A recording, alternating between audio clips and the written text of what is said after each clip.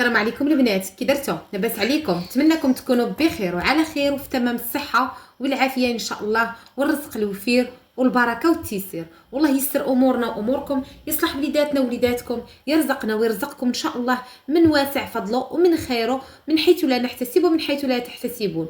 قبل ما نبداو كلامنا ما نساوش نصليو على نبينا غدا يوم القيامه يشفع فينا. اللهم صل وسلم وبارك على سيدنا محمد وعلى اله واصحابه اجمعين. الله يبارك لي وليكم وان شاء الله في الرزيق وفي الصحيحه وفي كل عزيز وغالي. الحبابات ديالي الغاليات، الموضوع ديالنا اليوم يا اختي غادي نهضروا على البسطام، ولكن ماشي غير البسطام، غنهضروا اختي على البسطام الخاوي والاحساس ديالو ويا العوادي بالله. وغادي نهضروا كذلك يا البنات على البسطام العامر والطاقه ديالو الايجابيه والراحه اللي كيعطيك والاحساس اللي كيعطيك. الموضوع ديالنا اختي زين، وكيف ما قلت لكم مواضيعنا وقناتنا زينه وكتقلع اختي القنطه والغبينه. واش كتسناي؟ الا كنتي مازال ما مشتركه فانضمي لينا.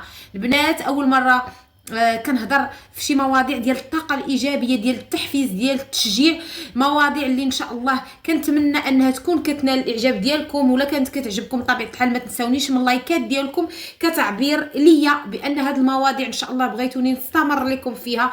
مواضيع اللي كلها طاقه ايجابيه، كلها كتشجع وكتعطيك واحد الدفعه انك كتنوضي من البلاصه ديالك وكتخدمي على شي حوايج اللي انت من طبيعه الحال غادي ينفعوك في المستقبل ديالك، غادي يعاونوك، غادي يخليوك كلك فرح باش انك تعطي الافضل، باش انك تجمعي الافضل وتكوني الافضل في دويرتك، لا مع راسك ولا مع الناس. الحبابات ديالي الغاليات، كيف ما كنقول لكم كنتي محتاجه واقفه على الفلوس ياك، حليتي البسطام ديالك ما قصدتي كما كنقولوا، والمقصود غير الله، غير هذا البسطام لقيتيه هكا يا اختي. شوفي كي كيصفر، شوفي كي كيبان مظلم، شوفي واخا هو راه في الخضر كيبان مظلم اختي اللي حداك، ولكن غير قلبتيه هكا لقيتيه والو. من طبيعه الحال اختي غيطيح لك المورال، ما غيعجبكش الحال، على عكس مني كديري ليها اختي كيكون مسدود هكا ياك، وكتكوني انت واقفه ومحتاجه الفلوس، ولا ولدك ولا بنتك وقف عليك، ولا خصو شي حاجه، خصك شي حاجه، مني اختي كتحلي هكا وكتلقاي فيها اختي الصريديف وتلقاي فيه فليسات بحال هكا، فاكيد اختي عامر، فاكيد ومؤكد المورال اختي غادي يفرح، غادي تطلع لك اختي المورال. وهنا كنقولوا مع راسنا باللي البسطام العامر ماشي هو الخاوي، يعني كيف ما قالوها ناس زمان احنا وصلنا عليها حنا. الا كان عامر كتحسي بالفرحه، بالسعاده، بالطمانينه، كتحسي بالامان اللي هو اهم حاجه في هذه الحياه. احتاجتي شي حاجه كتمشي ليه، وقفتي عليه كيعطيك، كتحليه كيجبد. فالجيب العامر ماشي هو الخاوي، والمراه اللي دايره الدخار تحت منها كيف ما تنقولوا ماشي بحال المراه اللي ما عندها حتى شي حاجه. نهار تحتاج فلوس في بسطامك اختي العامر عنده دور كبير، نهار تحتاجي فلوس غتقصديه، هو اللي غادي يطلع لك اختي المورال. مني كتمشي توقفي عليه وتلقاي فليسات وتجبديها، ماشي هي ما كتلقاي والو. واخا نعطي واحد المثال، انا غنعطيكم مثال اللي شعبي وبسيط، مثال مع راسنا. فمثلا بعض الازواج ولا بعض الرجال كيف ما تنقولوا مني كيوصل واحد في الشهر، واش هي عندهم مني كيوصل 15 ولا 20 في الشهر، غنزيد نفصل ونزيد نشرح لكم مزيان. بعض الرجال مني كيوصل ديك 15 ولا 20 في الشهر كيحسوا كتحسي بيهم باللي مكمشين ومقلقين ومركنين وما هماش، وكاينه اللي كتبغي غير باقي الله غتحاول تبدا كيقول لها سكتي بحال هكا من بعيد، سكتي ما عندها فين تقرض ليا بلا ما تكثري الهضره. وكاين ثاني داك الراجل النقار اللي بقى ينقر عليها وهي ما دايره والو، هو كيبرد الغدا يدير داك البسطام اللي ما عنده فيه والو، وداك الجيب اللي عنده خاوي. علاش كيحسس ديك المراه هي الدم، بحال كيجيب لي الله ديك راه كارثه اللي مزوج بها هي والولاد، هو راه المشكل فيه هو. علاش؟ لانه مني كانت واحد في الشهر كان عا كيجبد وكيخسر، ما كانش كيتحاسب مع راسو، كان كيحسب لي الفلوس راه غادي تبقى بنفس النيفو ديال اول الشهر، غادي تبقى في وسط الشهر، غادي تبقى في اخر الشهر. فهذا بالنسبه ليا في حد ذاته مشكل كبير. كتلقاي بحال دابا هاد الرجال اللي ما عندهمش ولا حسوا براسهم تزيروا، كان مولف كتلقاي غا كيضحك وكذا وهادي، حتى القهوه اللي كان كيمشي ليها وكتشوفيه يعني ديما يمشي ولا كيتفرج فيها ولا شي، كتلقاه ممشاش ليها، جالس غير تم. اذا كيف ما تنقولوا هنا كيبان لينا هذا الراجل ماشي موالف كيتعامل كيف دابا كيتعامل، لا، لان كاين تغيير، كاين واحد التاثير. هذاك الجيب الخاوي اثر عليه، عطاه قلق، عطاه حزن، عطاه بالخوف من المستقبل، عطاه دابا هو كيقول انا عايش مغامر، انا ما عندي تا ريال في جيبي، ولا نقولوا عندو شي ريال، نقولوا عندو واحد 100 درهم، واش 100 درهم غتخرجوا من 15 حتى 30 في الشهر ولا 31 بعد مرات حتى الواحد الا كان سبتو حد.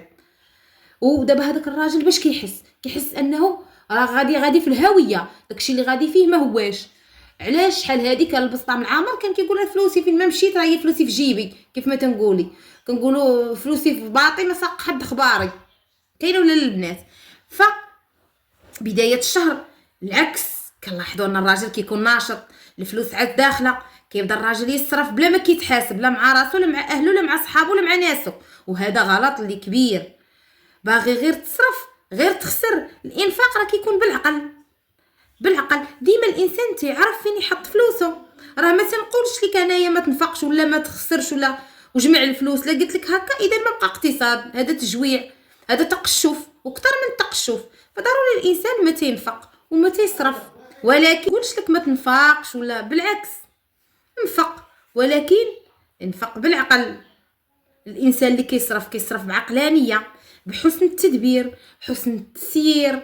يعني راه كتشركوا، راه كنشريو المواعن وكنشريو الحوايج وكنشريو يعني بزاف الحوايج وكنخرجوا وكنديروا حتى حنايا عشاء مثلا على برا ولا مره غدا على برا، مره الانسان هادشي خاصو يكون ضروري، خاصو يكون، لانه هذا راه ارتسام زوين، هذه راه واحد الحاجه اللي زوينه. الانسان مره يبدل الروتين، يخرج وليداتو، ياخذ لهم شي حاجه اللي مغايره اللي ما فيش كياكلوها في الدار، ولا يديهم بلاصه اللي زوينه فين يمتعوا عويناتهم، ولكن مره وتكون هكاك واحد تقونين لهذيك المساله، دايرين ليها ودايرين بحسابها وحاطين ليها، يعني بدون ما يعرفوا وليداتنا ولا شكين ولا ما كاين. بدال ماشي انا خدامه وشاده مثلا شي كوموند، فاش كنتخلص تنضرب راس المال والفضل وكل شيء. من هذا المنبر تحياتي وجميع الاخوات وجميع الاخوان اللي كيخدموا واللي كيخدموا حرف مهنيه ولا الحرف اليدويه اللي صعيبه، بحال الراندا، بحال الكروشي، بحال الناس اللي كيخدموا لي كوموند ديال الحلاوي، الكوموند ديال الباتيسري، يعني الطرز الخياطه، الطرز الفاسي، جميع الانواع، الخياطه، الناس اللي كيفصلوا، الناس اللي كيخيطوا، الناس اللي كيبيعوا ويشروا، هادشي كلشي تحياتي ليهم وكبار. من هذا المنبر واللي وصلت حسن هنا دير الخصه واحد الجيم كتشجيعا باش القناه ديالنا نعرف بمثل هاد الفيديوهات راه كيعجبوكم. فالناس كيف ما قلت لكم بعض الاخوات ولا بعض الاخوان اللي كيشدوا هذاك المدخول ديالهم، كيف ما قلت لكم كيكونوا شادين واحد لا كوموند هكا، ومني كيتخلصوا كيضربوا راس المال والفضل.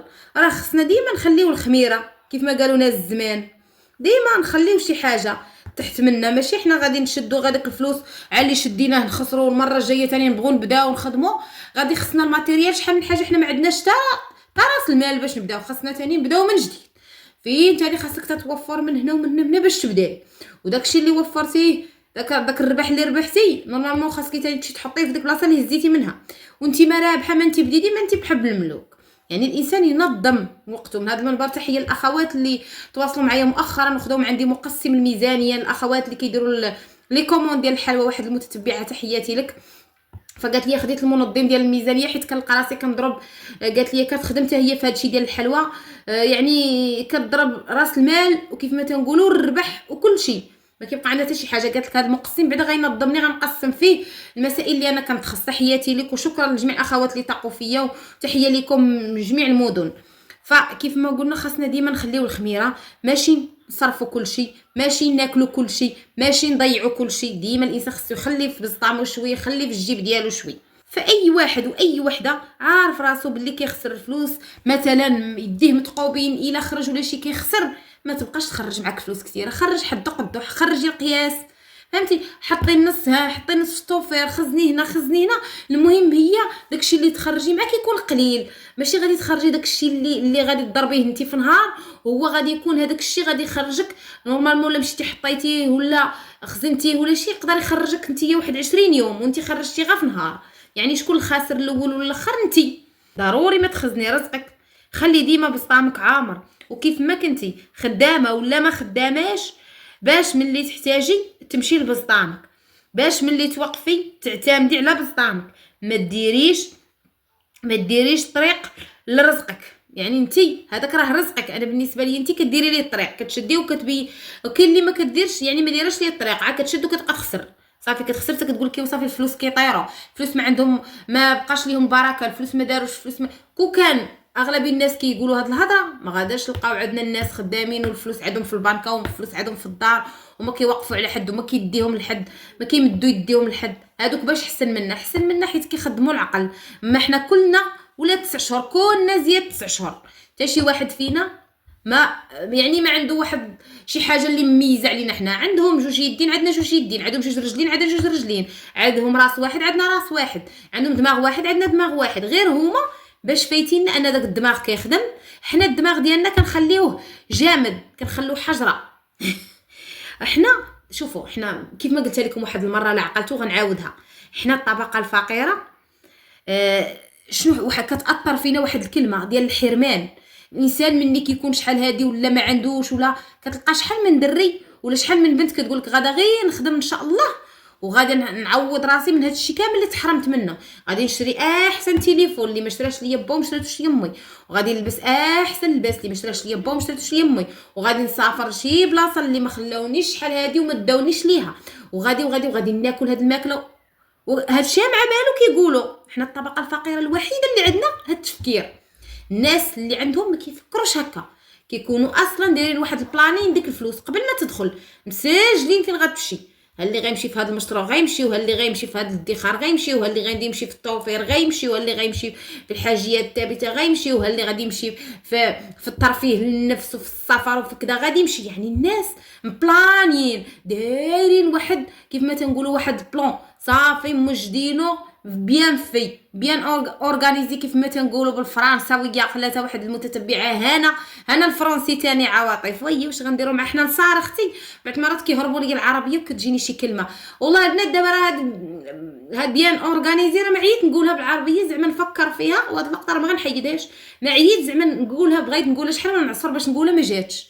المهم راه تقبلوها، وراه حنا تبارك الله ما شاء الله كنا لاباس علينا، وكنا اختي هما هذوك في دماغنا. ايوا كيما قلت لكم الانسان اللي كيكون محروم، الطبقه الفقيره المحرومه غير، وتخيلوا معايا كيبقى الانسان ديك الكلمه دايره في دماغه. وكيف ما قلت لكم حنا الدماغ ديالنا راه كيطيق، الدماغ ديالنا راه بليد. شحال ما قلتي ليه داكشي اللي قلتي ليه غادي يطيقك فيه وغادي يحقق لك امنيتك.